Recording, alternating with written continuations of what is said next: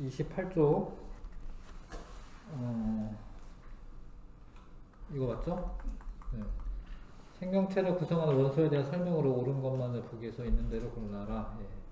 지구에 수소, 헬륨 풍부하지 않아요. 예. 뭐 다른 뭐 태양에는 수소, 헬륨 풍부하고 목성형 행성에는 수소, 헬륨 등이 있고 그런데 지구에 가장 많은 거는 철이고요. 철. 사람의 몸에 가장 많은 원소는 산소이다. 이게 많다라는 게 질량비야, 질량. 질량으로 많은 거 말하는 거예요. 개수는 아니고요. 일단 산소가 제일 많고, 지구와 사람을 이루는 대부분의 원소는 우주의 나이가 38만 년이 되었을 때 만들어졌다. 이거는 이제 수소, 헬륨을 말하는 거거든, 수소, 헬륨. 별 내부에서 만들어지기 때문에 이 보기는 틀렸죠. 2번. 자, 그 다음에 가는 지구, 나는 사람인데 제일 많은 게 철이고요. 철 다음이 산소입니다. 산소. 이렇게 광물을 구성하고 있기 때문에 산소와 규소가 철이 많은 거는 철이 외핵과 내핵에 많아서 그 다음에 이제 사람 중에 제일 많은 거는 산소고 그 다음에는 탄소예요. 탄소. 탄소가 많고요. 그래서 순서대로 철, 산소, 탄소, 산소 1번 답이고요. 그 다음에 별의 탄생에 대한 설명으로 옳지 않은 것은 별은 성운 내부의 밀도가 큰 곳에서 형성이 됩니다. 밀도가 커야지 잡아당기는 힘이 중력이 커지거든요. 이거 맞는 거고 하나의 성운 내 여러 개의 원시별이 형성이 됩니다. 성간물질이 수축하여 온도 압력이 높아지면 원시별이 되고 원시별의 중심부 온도가 1000켈빈이 아니라 1000만 켈빈은 돼야 돼요. 1000만 켈빈. 그러면 수소 핵융합 반응이 일어나면서 주계열성이 됩니다. 별은 핵융합 반응에 의해 에너지를 빛 형태로 방출하는 거 맞죠? 그 다음에 양성자 4개가 중성자 2개, 양성자 2개 있는 애는 헬륨 원자 핵이야. 헬륨 원자 핵으로 핵융합 반응이 일어나는 거고 이런 반응은 주계열성에서 일어나는 거고 질량은 A가 B보다 크다라고 되어 있는데 A가 더 커요. 그러니까 이게 한 개 한 개 질량을 말하는 게 아니라 합쳐가지고 말하는 거야. 질량이 줄어듭니다. 그래서 질량 차이만큼 에너지로 전환되고 그거 이제 E는 mc제곱이라고 하는 식이죠. 요게 이제 질량이 줄어든 질량 결손을 의미하는 거죠. 맞고 별의 중심부 온도가 1000만 켈빈 이상일 때 일어나고 태양의 내부에서도 이와 같은 핵융합 반응이 일어난다. 뭐 틀린 게 뭐지? 다시 봐야겠다. 질량은 A보다 B가 크다라고 되어있네. A가 커요. A가 틀렸어요. 2번이 답이고요. A가 큽니다. 그 다음에 지금 주계열성 내부에서 작용하는 중력과 내부 압력을 나타낸 것이다. 중력은 안쪽으로 향하는 게 중력이에요. D가 중력. 잡아당기니까. 내부 압력은 그 핵융합에 의해서 온도 높아지고 이러면은 내부에서 압력을 받아서 퍼져 나가려고 하는 겁니다. 근데 그게 똑같은 거야. 주계열성의 경우에. 그래서 평형을 이루는 거야, 이게. 그래서 크기가 일정하게 유지가 되는 거야. B는 수소 핵융합 반응에 의해 생기는 압력이다. AJ. 나가려고 하는 게. A는 중력이다. B죠. 미안. B가 중력이죠. 그래서 D근만 맞네요. 2번 답이고요. 그 다음에 6번에 별의 진화 과정이다. 근데 밑에 문장을 보시면 질량이 태양과 비슷한 별이래. 그러면 요런 거가 안 들어가요. 초신성과 블랙홀이 안 들어갑니다. 초거성도 안 들어가고. 그래서 주계열성에서 적색거성이 되었다가 마지막에 행성상 성운과 백색 외성으로 가는 거예요. 나다마. 초고성이나 초신성 블랙홀 등은 뭐 태양이 한 10배는 되는 질량을 가지면 그렇게 돼요. 그래서 3번 답이고. 자, 그 다음에 주계열성이었다가 여기 맨 끝에 백색외성으로 끝나잖아요. 네, 그러면 A 단계는 적색 거성이 되는 거예요. 적색 거성. 이거 아니고, 네.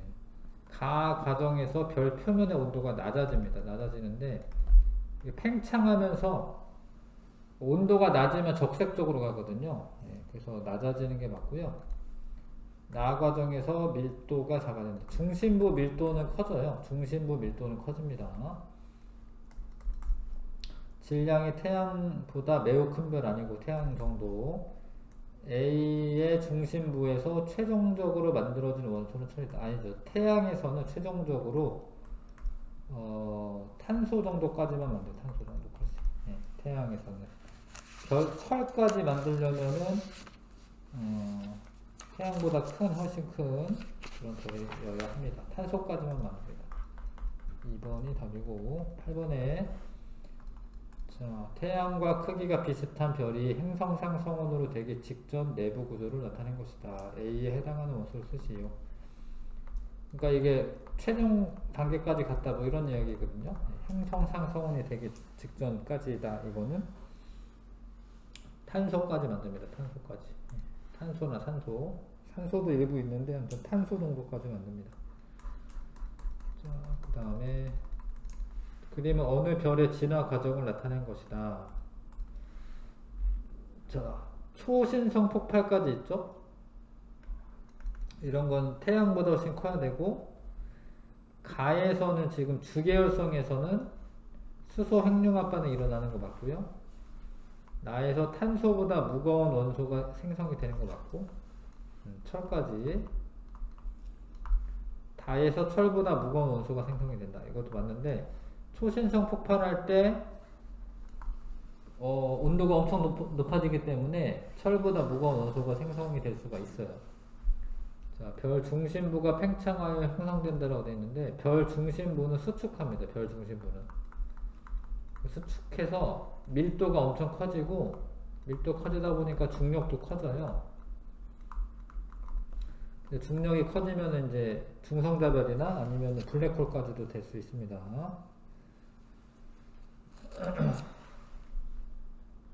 그다음에 10번에 별의 내부 구조를 나타낸 것이다. 옳지 않은 거. 네. A가 철이 맞고요. 중심부로 갈수록 무거운 원소가 분포되는 거 맞고, A보다 무거운 원소는 핵분열에서 생성된다고 되어 있는데 핵분열 아니고 초신성 폭발할 때 어찌됐건 핵융합이야. 핵융합을 하는데 초신성 폭발할 때, 초신성 폭발시 마지막 단계 중성자별이나 블랙홀이 됩니다. 이건 지금 등치 큰 애야. 이 별이 만든 원소는 초신성 폭발로 방출된다. 맞습니다. 예, 우주로 방출이 돼요. 별 내부에서 철까지만 생성하는 이유를 서술하라. 철이 가장 안정한 원자핵이야. 철의 원자핵이 매우 안정하기 때문이다. 이렇게 쓰면 됩니다.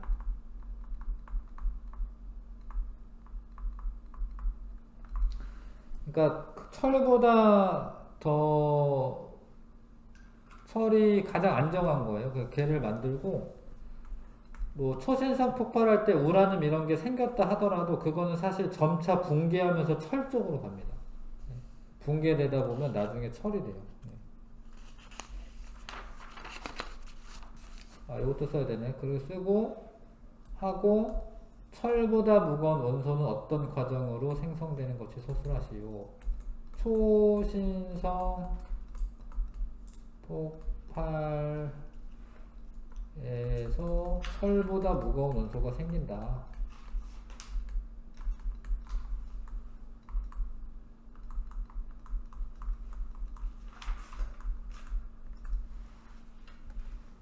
쓰면 되고요. 자, 요거는 행성상 성운의 모습이고, 요거는 초신성 폭발의 잔해야. 이게 초신성 폭발하고 난 후에요. 이게. 신성 잔해입니다. 이게. 가 중심부에 백색 외성이 될 수가 있다. 뭐 여기 조그만 이런 게 백색 외성이 되는 거고. 가 중심부에서 형성된 천체에서는 철을 생성하는 핵융합 반응이 일어난다. 아니야. 핵융합 반응 멈춘 거예요. 백색 외성은 이제 그만이야. 이제 안 해.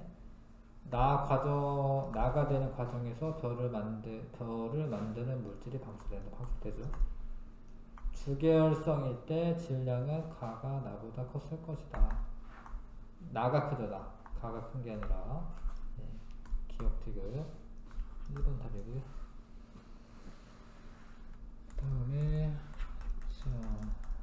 다음 태양계 형성 과정에서 일어난 현상들을 시간 순서대로 나열하시오. 원시 행성, 태양계 원시 원반, 태양계 성운 형성. 태양계 성운이 먼저 형성이 되고, 이게 회전하다 보면 원시 원반이 생기는데, 그 원반 있는 데서 미행성체가 생기고, 미행성체가 충돌해서 원시 행성으로 이제 발전하는 거고, 원시 행성도 되게 많았어요. 처음에 그런 것들이 막 부딪히면서 지금 한 8개 정도가 형성이 있는 거죠. 라가 다 안 하고요. 14번에 태양계 형성 과정에 대한 설명 옳지 않은 것은 성운이 수축하여 중심부에서 원시 태양이 형성되었다. 맞고, 성운이 회전하다가 납작한 원시 원반이 형성되었다. 성운이 수축하는 과정에서 회전은 점차 느려졌다. 회전 속도가 빨라지면서 원반이 생기는 거기 때문에 빨라지는 거고요. 미행성체가 서로 충돌하면서 원시 행성이 되었다. 원시 행성이 형성되는 과정에서 원시 지구도 형성되었다. 뭐 그렇지. 3번 답이고요. 그다음에 태양계가 형성되는 과정 중 서로 다른 단계에 일어난 현상들이다. 성운을 이루는 물질이 퍼져나가 납작한 원반을 모양이 되었다.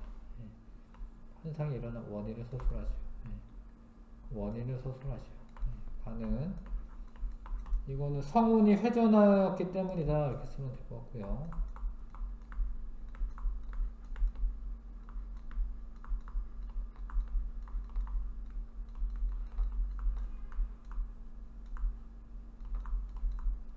그 다음에 나는 이거는 이게 중력에 의해 수축하였기 때문이다. 이렇게 쓰면 되는데, 그 중력이 수축하게 될 때 그런 위치 에너지가 그 열 에너지 형태로 바뀌기 때문에 그 중력 수축 에너지가 있거든요. 중력에 의해 수축하였기 때문이다.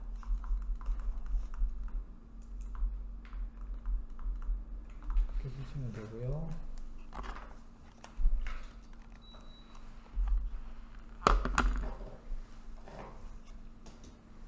자, 그러면 태양으로부터 거리와 물리적 특성에 따라 원시 행성 궤도를 A와 B로 구분하였다. 여기는 뭐 지구형 행성이고, 당연히 지구형 행성이고, 조금 목성형 행성이고, 원시 행성을 형성한 미행성체를 이루는 구성 물질의 녹는 점은 A보다 B에서 낮았다. 맞네. A는 녹는 점이 높은 애들이 이렇게 고체 상태로 있다가 이제 결합한 거고, 녹는 점이 낮은 그런 기체 상태 애들은 바깥쪽으로 밀려나요. 이렇게 바깥쪽 태양풍 같은 거에서 바깥쪽으로 밀려납니다.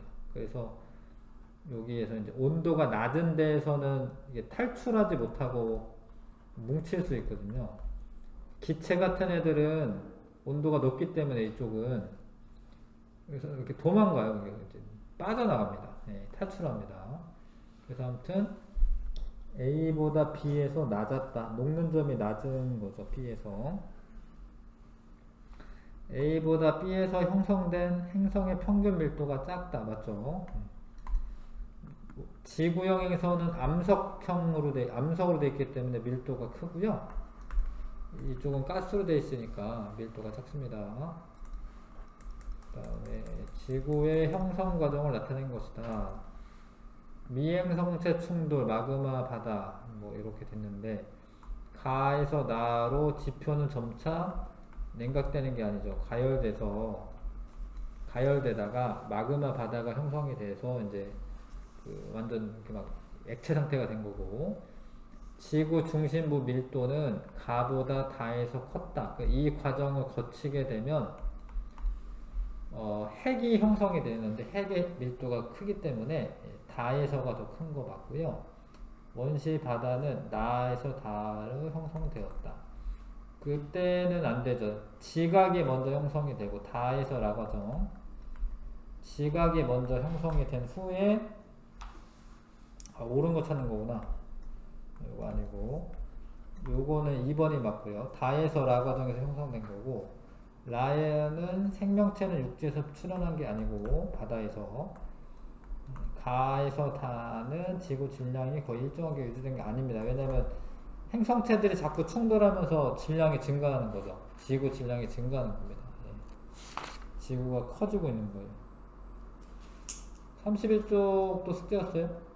여기는 한번 지금 풀어보시고.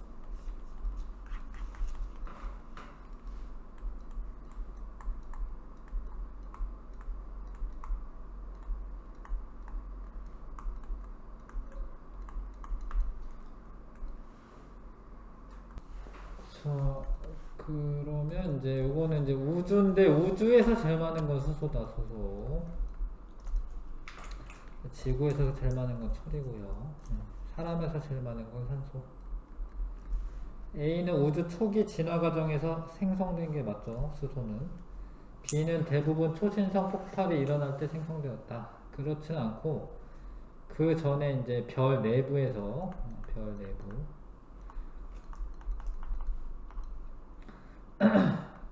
C는 대기와 해수에도 풍부하다. 그렇죠? 대기에도 산소 많고요. 물에도 많이 있지. 그래서 기억 디귿 3번 답이고. 자, 그 다음에 원시별은 지금 A는 중력에 의한 수축하고 있는 거예요. 중력 수축을 하다 보면 얘가 온도가 올라가요. 중심부 온도가 올라간 다음에 핵융합 반응이 시작이 되면은 별 내부 에너지도 생깁니다. 이건 B는 별 내부 에너지.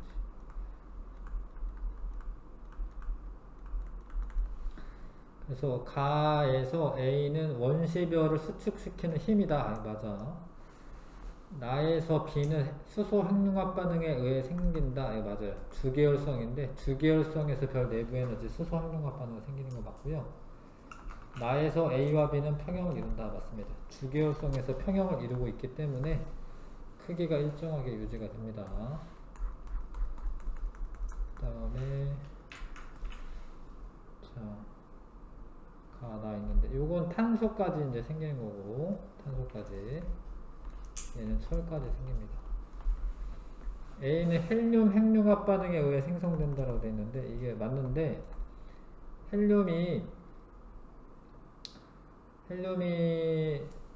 그 세 개가 결합해서 탄소 하나가 생기거든요. 헬륨 핵융합 반응으로 생기는 게 맞아. A는 별의 질량은 나가 더 큰 거고요. 맞고요. 나는 급격히 팽창하다가 폭발하여 초신성이 되는 것도 맞습니다. 태양은 나와 같은 형태로 진화할 것이다. 아니고요. 가처럼 되는 거, 가. 급격히 팽창하다가 폭발하여 초신성이 된다. 아니네. 폭발 자체가 초신성이거든요. 아니, 미안해요. 급격히 수축하다가 그거를 못 이겨가지고 폭발하는 거예요. 그래서 1번이 답입니다. 1번. 수축하다가 그 힘을 못 이기고 폭발하게 됩니다. 이게 핵융합 반응이 멈추면은 중력만 남기 때문에 내 수축을 먼저 해요. 수축하다가 폭발하는 거고요. 지구 형성 과정에 대한 설명으로 옳은 거. 철, 니켈 등 물질이 멘트를 형성했다. 멘트가 아니라 핵이죠, 핵. 지구 탄생 초기에는 화산의 활동으로 많은 기체가 분출되어 산소, 질소가 대기의 주성분이었다. 아니요, 산소는 거의 없었고요. 질소는 여전히 있었어. 뭐 질소랑 뭐 이산화탄소 이런 게 많았어요. 이산화탄소 이런 게 많았습니다.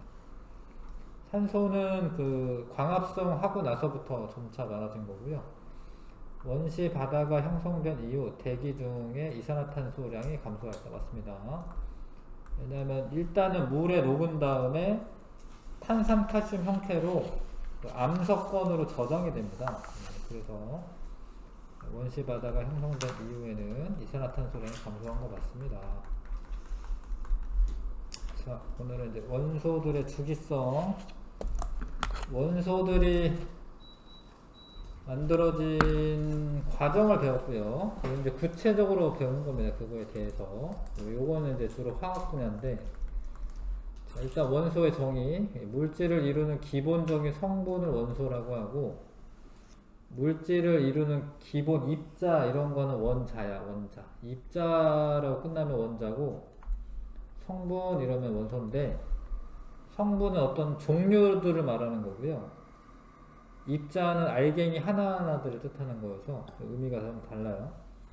자, 아무튼 원소의 정의는 물질을 이루는 기본 성분, 더 이상 다른 물질로 분해되지 않는다. 현재까지 알려진 원소는 약 110종류다. 정확하게는 이제 주기율표에 다 써져 있는 건 118종까지 있습니다. 118종까지.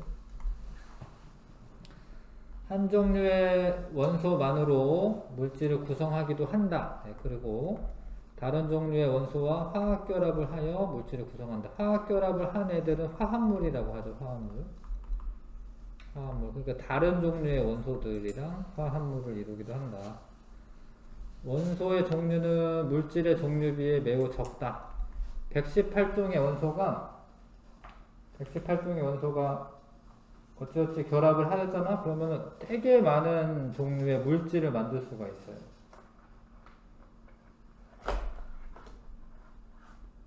되게 많은 물질을 만들 수가 있어요. 물질 자체는 뭐 한 3천만 가지도 넘습니다. 네. 그러니까 원소 종류는 물질 종류에 비해서는 매우 적은 거죠. 자, 주기율의 발견. 주기율이라고 하는 거는 이 비슷한 원소, 성질이 비슷한 원소가 주기적으로 나타난다. 일종의 뭐 원소들 사이에 어떤 패턴이 있다라는 거거든요. 그거를 이제 데베라이너라는 사람이 그러니까 예전부터 118종을 다 알고 있지는 않았어요. 그러니까 예전에는 이제 몇몇 종류의 원소들을 알고 있는데 성질이 비슷한 세 쌍의 원소가 존재하며 이 원소들의 원자량 사이에 일정한 관계가 있다라는 것을 알아냈다. 이걸 데베라이너의 세 쌍 원소설이다라고 해. 그런 거는 뭐였냐면 예를 들어서 뭐 리튬, 나트륨, 칼륨 뭐 이런 게 있다. 리튬이랑 나트륨이랑 칼륨이 성질이 비슷해요. 뭐 물에다 넣으면 막 수소기체가 발생하고 염기성을 나타내고 비슷해. 근데 얘네 둘의 원자량을 더한 다음에 2로 나누잖아? 그러면 얘의 원자량이 나와요. 그러니까 이게 뭔가 이렇게 규칙성이 있다라는 거, 원자량의 증가가. 그런 걸 밝혔다라는 건데, 그거는 이제 지금에 와서 보면은, 그러니까 이게 뭐 3번인데, 원자량은 3번은 아니고, 뭐, 하여튼 얘 두 개를 더해서 2로 나누면 이 가운데 원자량이 됩니다. 근데 요런 애들은 지금은 이런 성질이 비슷한 애들은 한 줄에 이렇게 한 족에 있어요. 한 족에. 한 족이 있습니다. 그러니까 비슷한 애들끼리 같은 족으로 만들어 놨어요. 주기율표에. 아무튼 이런 거를 이제 먼저 데베라이너가 발견했다. 그러다가 이제 멘델레이프가 그 당시 알려져 있던 63종의 원소들을 카드에다 적어 이제 어떤 성질이 있고 뭐 이런 거. 근데 특히 원자량 순으로 배열을 해요. 원자량 순으로. 원자량이 작은 거부터 해서 점점점 무거워지는 순으로 배열합니다. 그렇게 했을 때 성질이 비슷한 원소가 주기적으로 나타나는 것을 발견하고 주기율표를 만들었다. 자, 몇몇 원소들은 성질이 주기성에서 벗어나는 문제점이 있었다. 자, 그러니까 이런 비슷한 표를 만든 거예요. 이 정도로 꽉꽉 채워져 있지는 않지만 비슷한데, 근데 뭐 아르곤이나 이런 애들은 우리가 18족 원소라고도 하는데, 요런 애들을 비활성 기체라고 불러요. 이게 활성이 없다라는 게 있는지 없는지를 잘 몰라요. 그러니까 얘가 뭐 무슨 반응을 하는 것도 아니어가지고 보이지도 않고 기체여서 있는지 없는지 잘 몰라 얘는. 그래서 나중에 발견돼 얘네들이. 나중에 발견된 애들 가운데 특히 아르곤이 있었는데, 아르곤은 원자량이 40 정도 돼, 40. 근데 칼륨이 아마 39일 거예요, 39. 그럼 누가 더 무거운 거야? 아르곤이 더 무겁거든요? 그럼 원자량 순으로 배열을 하면은 아르곤하고 칼륨을 자리를 바꿔야 돼. 칼륨 넣고 아르곤 넣고 이래야 돼. 근데 그러면은 이게 만약에 아르곤이 이렇게 온다. 그러면 여기 주변에 있는 애랑 성질이 아예 달라요. 칼륨도 마찬가지고. 그래서 멘델레프가 그런 게 나중에 발견됐을 때 원인은 모르지만 아무튼 예외적으로 놔뒀어요. 이런 애들은 예외다. 이걸 바꾸면 안 됐던 거지. 바꿨으면은 이제 큰일 났던 건데 바꾸지 않고 예외적이었고, 그 다음에 특히 이 사람이 잘한 거는 예측을 해요. 예측. 그러니까 요런 게 예전에는 발견이 안 됐거든요. 근데 이 인이 요 자리에 오면 안 되는 거야, 이 사람이 봤을 때. 성질이 안 비슷해. 성질 비슷한 애들끼리 같은 쪽으로 놔두는데. 그래서 요 두 칸 떼어놓고 여기 있는 애가 발견이 될 거다라고 예언을 해, 예언. 그리고 요 애의 성질은 예측을 해요. 이거 두 개 더한다 반으로 나누면 뭐 밀도 같은 거 나오거든요. 그래서 얘는 어떠한 밀도를 가지고 있을 거고 어떤 성질을 가지고 있을 거다 이렇게 예측을 해. 근데 그런 게 맞아. 이 사람은 좀 아깝게 노벨상을 못 탔는데, 러시아 사람인데, 하여튼 멘델레프 주기율표가 만들어졌습니다. 근데 한 가지 단점이 뭐냐면 원자량 순으로 배열했다라는 거예요. 근데 현대의 주기율표는 모즐리라는 사람이 이런 화학적인 성질이 원자량보다 양성자 수에 의해서 결정된다는 거 알겠죠? 양성자 수. 그러니까 주기적인 성질, 화학적 성질이 원자량이 아니라 양성자 수에 의해 결정돼요. 양성자 수를 원자 번호로 해서 먹여요. 그러니까 지금 여기 써져 있는 거는 원자 번호인데 1번 이거, 2번 이런 거, 3, 4 이거 원자 번호거든요. 4, 5, 6 이거. 근데 이게 양성자 수랑 똑같아. 그러니까 아르곤하고 칼륨은 왜 그런 차이가 발생했냐면, 아르곤은 양성자가 18개 있고요. 칼륨은 19개 있는데, 아르곤에는 18개의 양성자랑 그러니까 22개의 중성자가 있는 거야, 중성자. 그래서 질량이 더 나간 거예요. 근데 중성자는 이거랑은 관련이 없어요. 얘는 19개의 중성자가 20개가 있고. 그래서 중성자는 원자량에는 기여를 하는데 화학적 성질에는 기여하지 않아. 그래서 예외적인 것들이 이제 조금 있었던 거죠. 일부분. 아무튼 이제 모즐리는 원소의 주기적 성질이 양성자 수에 의해 결정된다라는 걸 알게 돼. 그래서 원자 번호를 양성자 수를 먹입니다. 모즐리는 원자의 양성자 수에 따라 원자 번호를 붙이고 이를 원자 번호라고 이름 붙였다. 자, 현대 주기율표는 이제 모즐리가 발견한 이후로 이제 이렇게 딱 자리가 잡는데, 족이라는 것과 이제 죽이라는 게 있어요. 족은 세로줄이야, 세로줄. 이렇게 1족, 이렇게 1족, 세로줄, 2족, 3족, 4족 이런 식으로. 5조 이런 식으로. 세로줄이 족이야, 족. 같은 족이면 성질이 비슷한 거예요. 같은 족이면 성질이 비슷한 겁니다.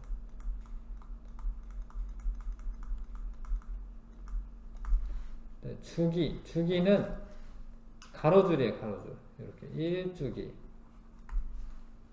2주기, 3주기. 근데 이 주기는 7주기까지 있는데, 주기는 나중에 배우겠지만 껍질수, 전자 껍질수가 같은 거예요.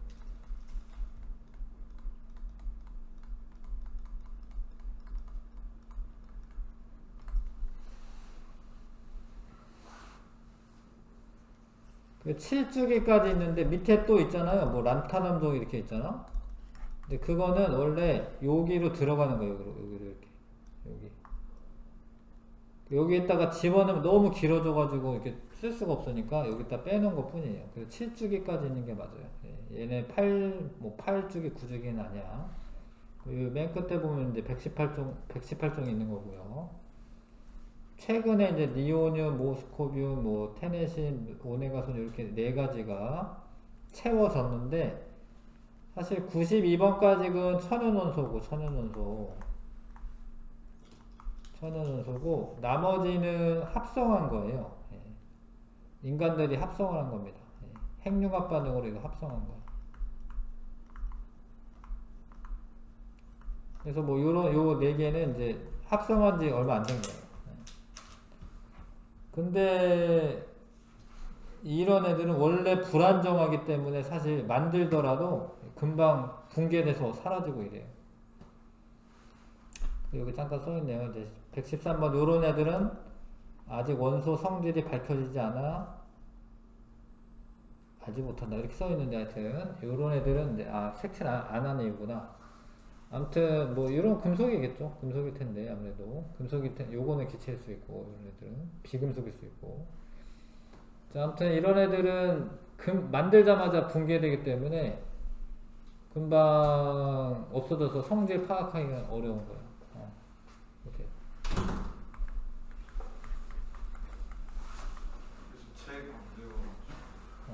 잠깐만요.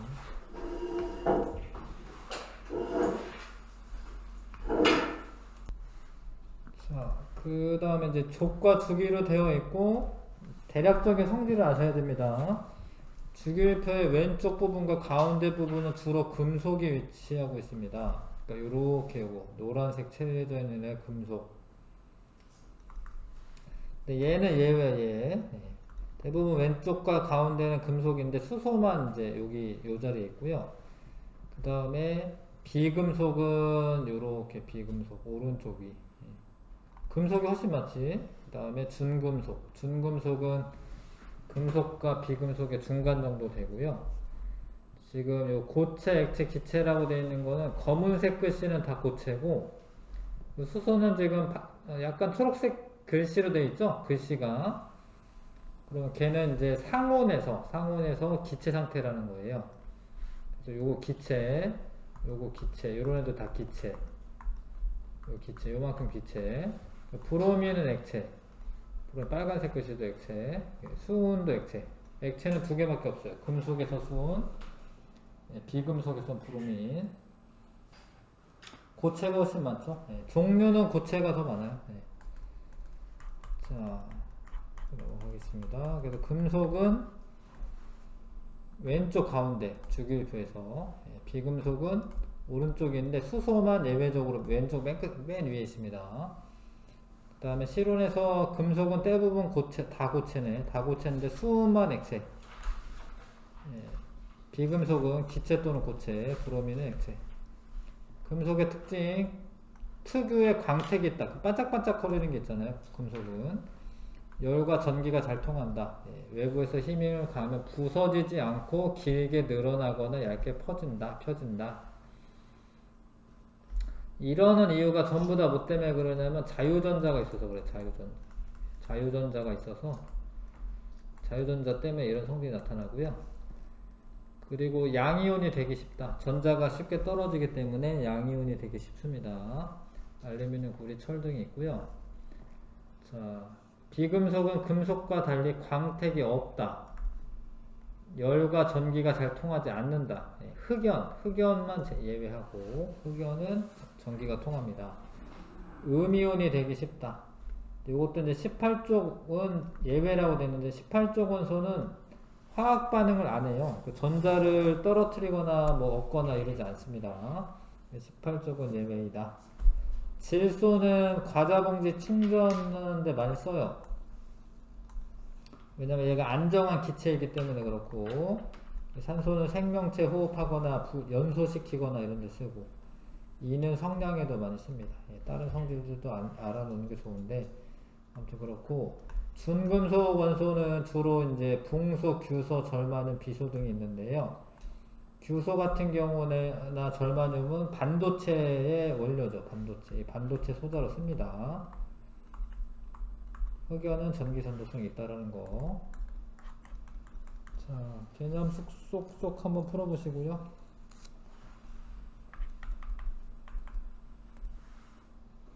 자, 물질을 이루는 기본 성분으로 더 이상 다른 물질을 분해되지 않는 것은 원소라고 하는 거죠. 데베라이너, 그러니까 이거는 데베라이너 이야기는 아닌데, 데베라이너도 원자량 순으로 배열하는 거고, 멘델레예프도 원자량 순으로 배열하는 거야. 모듈리부터는 원자 번호는 양성자 순입니다. 양성자 순으로 배열을 합니다. 원소들은 현대 주기율표에서 원자 번호 순으로 배열이 되어 있고, 18개의 족이죠, 족. 주기가 7주기, 7주기로 되어 있습니다. 화학적 성질이 비슷한 원소가 같은 세로줄에 있다. 맞아요. OX5고요. 자, 금속은 왼쪽 가운데 있고 대부분 고체에 광택이 있고 열과 전도성 크고요. 양이온이 되기 쉽습니다. 전자 잊어버려서. 금속은 대부분 왼쪽 가운데로 돼요. 왼쪽이 아니라 오른쪽. 그 다음에 기체나 고체로 되어 있고 광택은 없고요.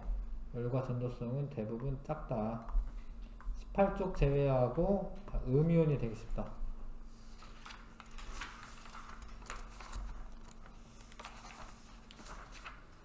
자, 알칼리 금속과 이제 주기율표 상에서 각각의 특별한 애들을 좀 봅니다. 알칼리 금속이라는 애들은 1쪽이야, 1쪽.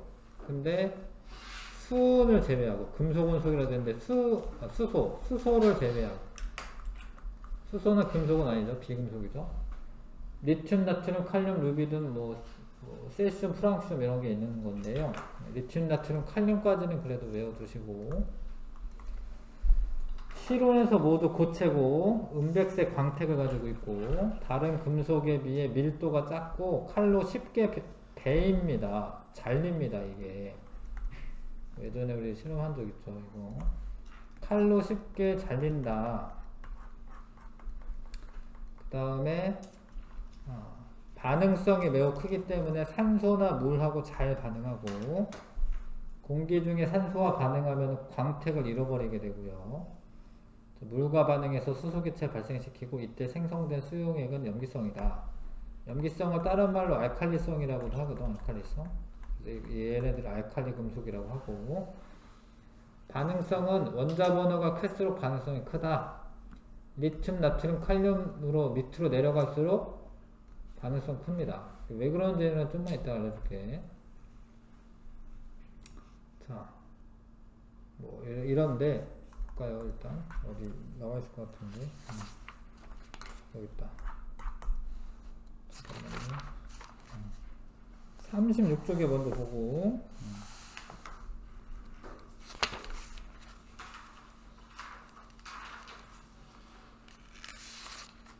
알칼리 금속은 이게 리튬을 꺼낸 건데요. 이게 여기가 까맣지 표면이. 이거 산소랑 결합을 해서 그래. 반응성이 너무 커서 산소랑 결합을 잘하거든요.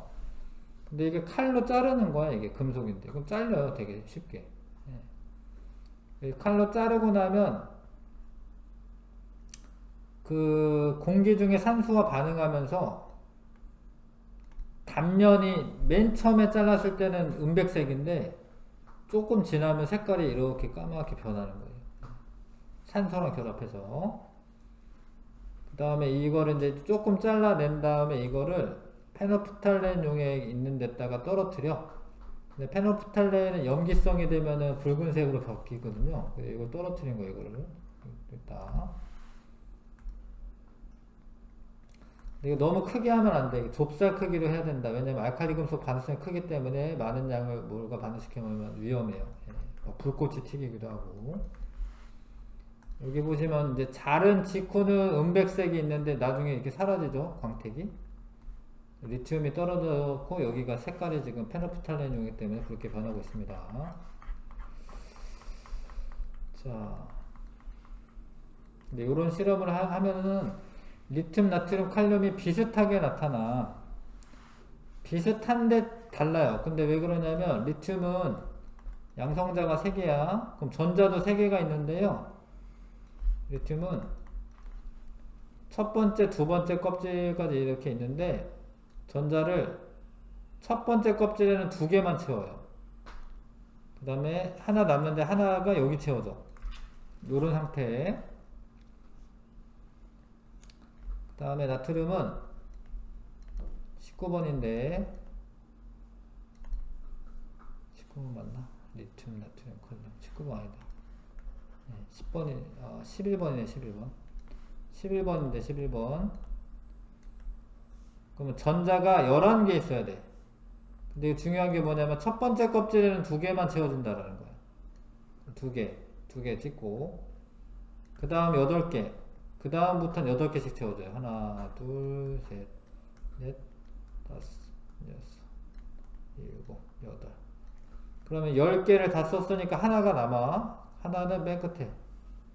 일단 그려보세요. 칼륨. 19개의 양성자가 있습니다. 그럼 전자도 19개. 1주기, 2주기, 3주기, 4주기.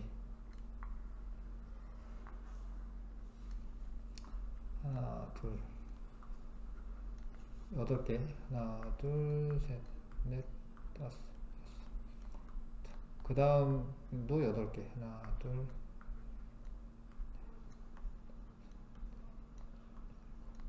그 다음 하나. 요 상태.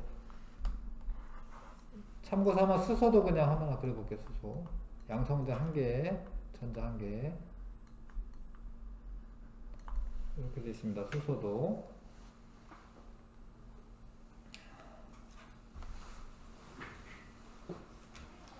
자, 이게 중요한 게 있잖아요. 18쪽 원소의 전자 배치를 가지면 안정화된다라는 거야. 근데 18쪽 원소들은 마지막 전자 껍질을 꽉 채우고 있어요. 첫 번째 껍질은 2개까지 채우고 나머지 껍질부터는 8개까지 채우고 있어요. 잘 봐. 얘가 하나가 떨어지면은 2개를 꽉 채우고 있는 거야. 그래서 얘가 하나가 떨어지기를 좋아하는 거야. 얘도. 얘 하나 떨어지잖아? 그러면 꽉 채우고 있는 거야. 18쪽 원소처럼. 얘도. 근데 떨어지는데 얘는 떨어지면은 아예 없잖아. 아무것도. 그러니까 얘는 떨어지는 거를 그렇게 좋아하는 게 아니야. 떨어지는 게 좋은 게 아니라 얘는 전자를 하나를 이렇게 받아오는 게 좋은 거야. 이렇게. 그래야지 헬륨처럼 되거든. 헬륨처럼.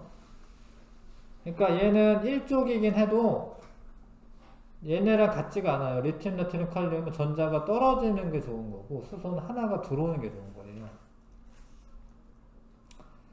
그 다음에 누가 잘 떨어지냐인데, 자, 핵에서부터 거리가 멀수록 요거는 2주기에 있는 거고요. 얘는 3주기에 있는 거고 얘는 4주기에 있는 거예요. 4주. 핵에서 거리가 멀어질수록 잘 떨어져요. 쉽게. 왜냐면 마이너스랑 플러스랑 가까이 있는 게 좋은데 멀리 있잖아요. 멀리 있으면 잘 떨어집니다. 그래서 리튬, 나트륨, 칼륨으로 갈수록 반응성이 커져요. 반응성이 커진다라는 거는 엄청 격렬하게 반응한다. 그래서 여기에 물에 넣었을 때 잘 반응하는데 나트륨은 격렬하게 반응하고 칼륨은 매우 격렬해가지고 막 뻥 터져요. 불꽃이 나, 불꽃이. 그래서 칼륨의 전자가 더 떨어지기 쉽습니다. 그래서 반응성이 얘가 커서 자른 후 광택이 사라지는 게 리튬은 좀 서서히 사라지지만 얘네들은 빨리빨리 사라져요. 그런데 이게 물에 떨어졌을 때 있잖아, 물하고 반응하는 건데 물하고 리튬하고 반응하면 이 수소 두 개의 전자를 주거든요. 그래서 수소 기체가 발생하고 그 다음에 리튬은 녹아있고 사실 수산화이온 이런 게 생겨요. 이런 게 생깁니다. 이런 게. 계수 맞추면. 그래서 수산화이온 얘가 있으면 얘가 뭐야? 얘가 염기성. 그래서 전부 다 붉은색으로 바뀌죠. 염기성이니까. 그리고 이때 발생하는 기체는 수소. 여기 수소 기체가 뽀글뽀글 나옵니다.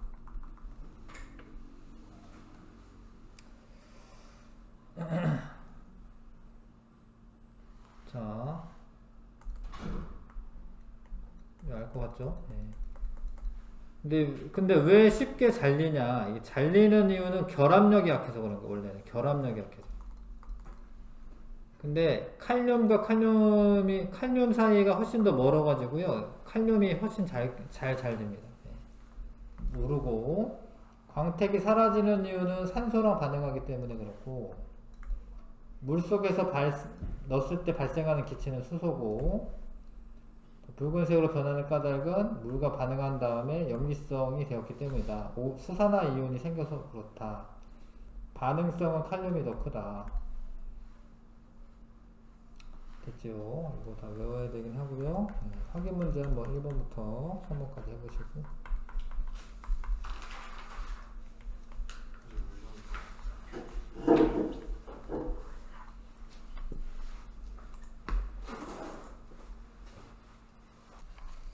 됐죠?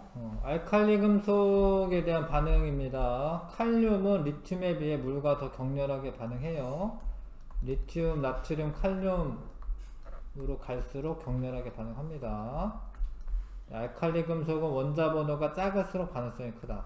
원자 번호가 클수록이지, 클수록.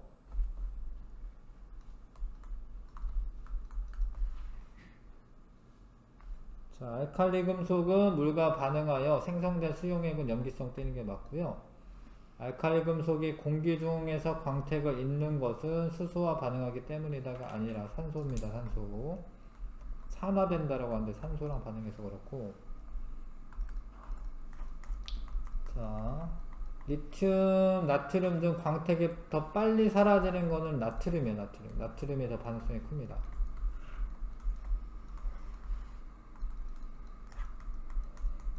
금속의 성질을 알아보는 실험이다. 자, 매우 격렬하게 반응하고 이거는 무색에서 붉은색으로 바뀌는 거는 똑같아요. 이거는 그래서 니은 틀렸고요. 반응성은 칼륨이 더 큰 거 같고요. 물과 반응할 때 발생하는 기체는 수소기체입니다. 수소기체. 기억 디귿. 3번 답이고요.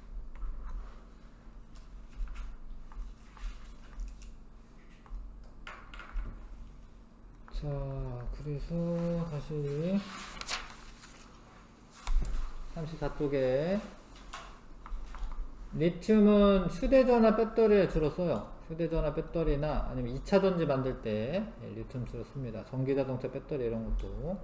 나트륨, 이렇게 나트륨 등이라고 해서 약간 주황색 조명 등이 있어요. 주황색 가로등 그런 거 만들 때 쓰고, 칼륨은 비료 원료로 많이 씁니다.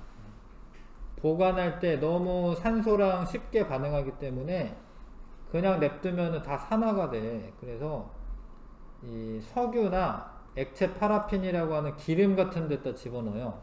그리고 또 물에 닿으면은 금방 그 반응을 해버리기 때문에 물에 안 닿게 하는 거죠.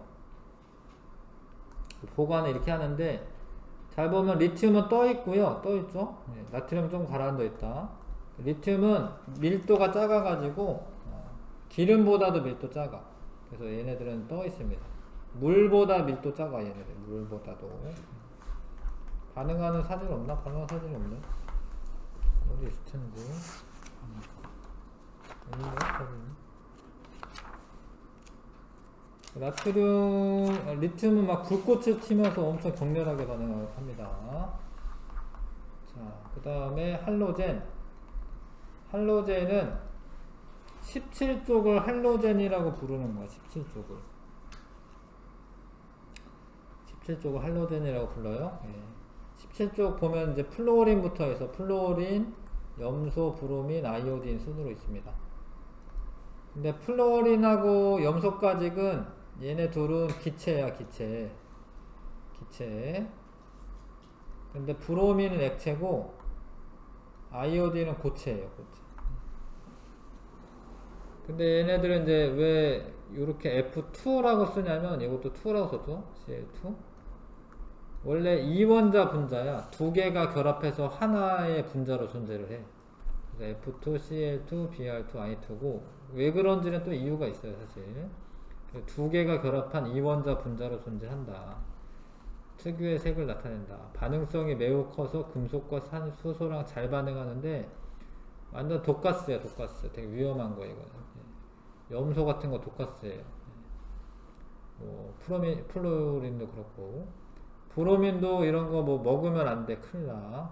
아이오딘도 먹으면 안 되는데, 아이오딘 같은 경우에는 그 소독약으로 쓰죠.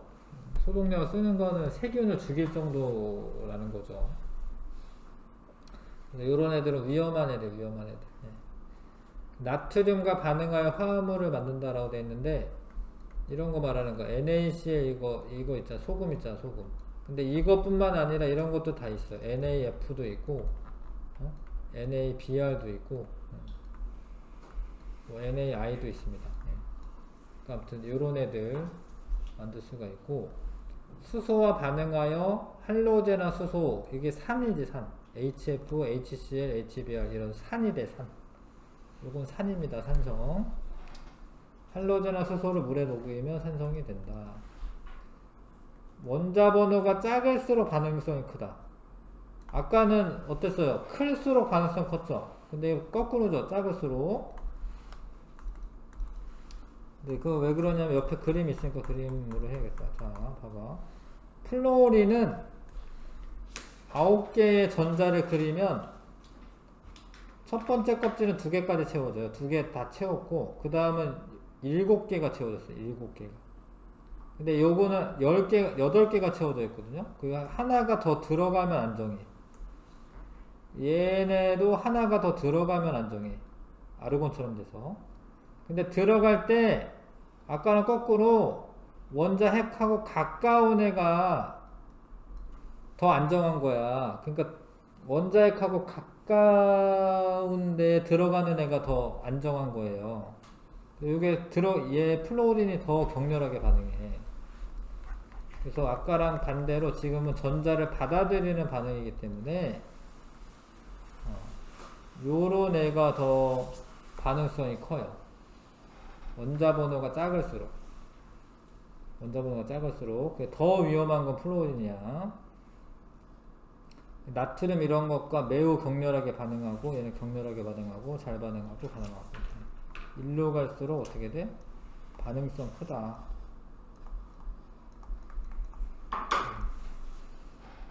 플로린은 불소 치약이라고 해서, 근데 우리가 이걸 쓸 때 있잖아요. 이 F2를 쓰는 게 아니라 이 불소는 그 이온 상태로 쓰는 거야. 여기 차이가 있는데, 그러니까 이 Cl2를 만약에 마시면 죽지만 소금물은 먹는다고 죽지 않잖아요. 소금물은 이미 안정화된 거야. 이미 전자를 하나 뺏어놓은 상태이기 때문에 이런 거는 먹어도 안 죽는 거예요. 그래서 플로린 치약에 쓰는 거는 불소 치약이라고 해. 요런 거는 산성이고 산성이 아닌데 산성이 아니라 하여튼 이런 애는 불소가 산성 빼서 맞는데 약간 염기성이 들었는데 아무튼 충치 예방용 치약으로 쓰입니다. 이제 불소가 원래 치아 표면을 코팅을 시켜주거든 원래는.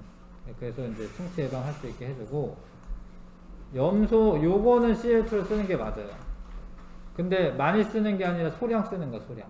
그래서 이제 세균을 죽이는 정도 수영장 물 소독하는 거고 아이오딘은 상처 소독할 때 쓰는 거죠. 상처 소독할 때 요런 데 쓰고 있습니다. 잠깐 쉬었다가 여기서부터는 조금만 이따 할게요.